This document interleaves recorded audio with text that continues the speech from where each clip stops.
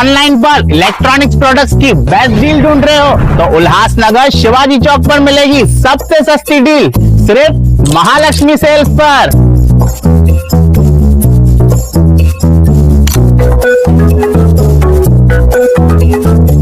यहाँ पर अवेलेबल है प्रीमियम टीवी, वॉशिंग मशीन,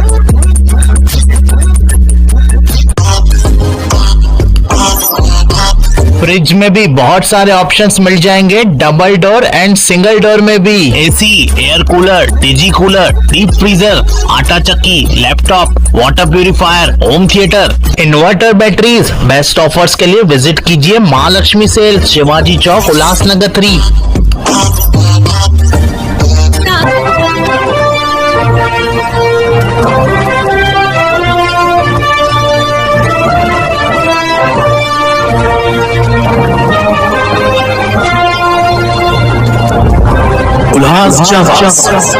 नमस्कार, मैं प्रेम जामदानी, आप देख रहे हैं उल्लास जांबाज न्यूज। शहर की ताजा तरीन खबरों से बने रहे। अंबरनाथ नगर पालिका चुनाव से ठीक 2 दिन पहले एक सनसनीखेज घटना सामने आई है। भाजपा के नगर सेवक उम्मीदवार पवन वायकर के कार्यालय पर अज्ञात हमलावरों द्वारा फायरिंग किए जाने से पूरे इलाके में हड़कंप मच गया है। घटना अंबरनाथ पश्चिम के नए भिंडीपाड़ा परिसर में बुधवार देर रात करीब 1 बजे की है। जानकारी के अनुसार उस समय पवन वायकर अपने कार्यालय में कार्यकर्ताओं के साथ मौजूद थे कि 2 अज्ञात व्यक्ति दोपहिया वाहन पर सवार होकर कार्यालय के पास पहुंचे और अचानक कार्यालय की ओर 4 राउंड फायरिंग कर दी। फायरिंग के दौरान चली गोलियां कार्यालय के कांच में जा लगी। गनीमत रही कि इस हमले में कोई हताहत नहीं हुआ। घटना को अंजाम देने के बाद आरोपी मौके से फरार हो गए। पूरी वारदात कार्यालय में लगे सीसीटीवी कैमरे में कैद हो गई है। पुलिस ने अज्ञात आरोपियों के खिलाफ मामला दर्ज कर लिया है और उनकी तलाश शुरू कर दी गई है। घटना की गंभीरता को देखते हुए अपराध शाखा की टीम के साथ अंबरनाथ और बदलापुर पुलिस की टीमें आरोपियों की खोज में जुटी हुई हैं। प्राथमिक जांच में पुलिस का मानना है कि यह फायरिंग दहशत फैलाने और धमकाने की नीयत से की गई है। गौरतलब है कि आज अंबरनाथ में मुख्यमंत्री की सभा प्रस्तावित है और ऐसे समय में हुई इस फायरिंग की घटना ने चुनावी माहौल को और अधिक संवेदनशील बना दिया है। इस घटना से नगर पालिका चुनाव की प्रक्रिया पर भी सवाल खड़े हो गए हैं। पुलिस का कहना है कि जल्द ही आरोपियों को गिरफ्तार कर लिया जाएगा और मामले की गहन जांच जारी है। रात्री 12:15 सुमारास ही घटना आहे आणि आम्ही इथं FIR द्यायला आलो होतो आमची, तर ती आमच्या हिशोबाने घेतली नाही म्हणून आम्ही या आंदोलनाला बसतोय। मला जो संशय आहे तो राजू वाळेकर, अरविंद वाळेकर आणि निखिल वाळेकर वरती आहे। गोळीबार झाला हे काही अंबरनाथसाठी नवीन गोष्ट नाहीये। आम्ही आमचा प्रचाराचा मुद्दा सुद्धा हाच आहे, भ्रष्टाचार आणि दहशतमुक्त अंबरनाथ करण्याचाच आमचा प्रचाराचा मुद्दा आहे। तरी पण हे म्हणतात की असं नाही तसं नाही, जी काही घटना घडली 6 राऊंड फायर केल्याच्या नंतर सुद्धा पोलीस जर समजा फिर्याद घेत नसतील आणि फिर्याद आमची आहे, आम्ही सांगतो तशी फिर्याद त्यांनी घेतली पाहिजे। आम्ही थोडी सांगतो की हे खोटी काही देतो। खोटी जर आमची फिर्याद असेल तर त्यांनी आमच्यावर प्रोसिक्युशन करावं, आता कायदा आहे, किंवा आमच्या विरुद्ध खटला दाखल करावा। आणि असं असताना सुद्धा जर पोलीस आमचं फिर्याद त्यांच्या म्हणण्याप्रमाणे द्यायची असेल तर त्या गुन्ह्यात काय अर्थ आहे? याच्या आधी सुद्धा 2-3 वेळा असेच अटेम्प्ट झालेले, त्याची साधी फिर्याद सुद्धा घेतलेली नाही।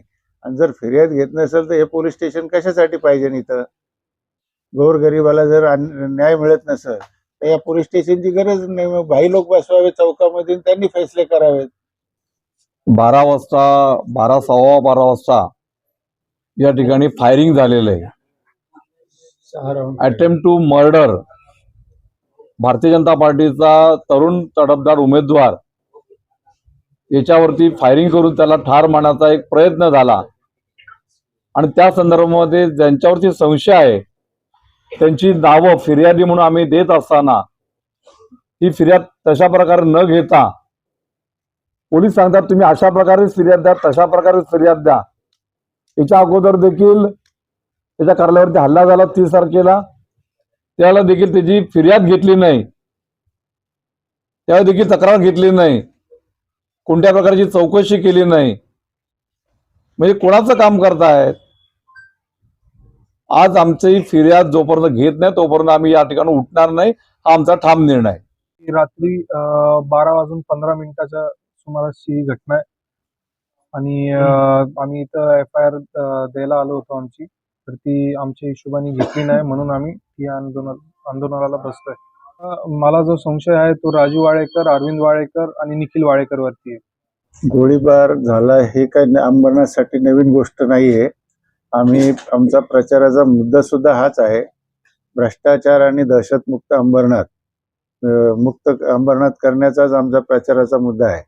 तरी पण हे म्हणतात की असं नाही तसं नाही, जी काही घटना घडली 6 राऊंड फायर केल्याच्या नंतर सुद्धा पोलीस जर समजा फिर्याद घेत नसतील, आणि फिर्याद आमची आहे, आम्ही सांगतो तशी फिर्याद त्यांनी घेतली पाहिजे. आम्ही थोडी सांगतो की हे खोटी काही देतो. खोटी जर आमची फिर्याद असेल तर त्यांनी आमच्यावर प्रोसिक्युशन करावं, ते कायदा आहे, किंवा आमच्या विरुद्ध खटला दाखल करावा. आणि असं असताना सुद्धा जर पोलीस आमचं फिर्याद त्यांच्या म्हणण्याप्रमाणे द्यायची असेल तर त्या गुन्ह्यात काय अर्थ आहे? याच्या आधी सुद्धा 2-3 वेळा असेच अटेम्प्ट झालेले आहे, त्याची साधी फिर्याद सुद्धा घेतलेली नाही. आणि जर फिर्याद घेत नसेल तर हे पोलीस स्टेशन कशासाठी पाहिजे? इथं गोरगरिबाला जर न्याय मिळत नसेल तर या पोलीस स्टेशनची गरज नाही. मग भाई लोक बसवावे चौकामध्ये, त्यांनी फैसले करावेत. 12 वाजता 12:15 वाजता या ठिकाणी फायरिंग झालेलं आहे. Attempt to murder, Bharatiya Janata पार्टीचा तरुण तडफदार उमेदवार याच्यावरती फायरिंग करून त्याला ठार मारण्याचा एक प्रयत्न झाला. आणि त्या संदर्भामध्ये ज्यांच्यावरती संशय आहे त्यांची नावं फिर्यादी म्हणून आम्ही देत असताना ही फिर्याद तशा प्रकारे न घेता पोलीस सांगतात तुम्ही अशा प्रकारे फिर्याद द्या, तशा प्रकारे फिर्याद द्या. याच्या अगोदर देखील त्याच्या कार्यालयावरती हल्ला झाला 30 तारखेला, त्याला देखील त्याची फिर्याद घेतली नाही, त्याला देखील तक्रार घेतली नाही, कोणत्या प्रकारची चौकशी केली नाही. म्हणजे कोणाचं काम करतायत? आज आमची फिर्याद जोपर्यंत घेत नाही तोपर्यंत आम्ही या ठिकाणी उठणार नाही, हा आमचा ठाम निर्णय आहे.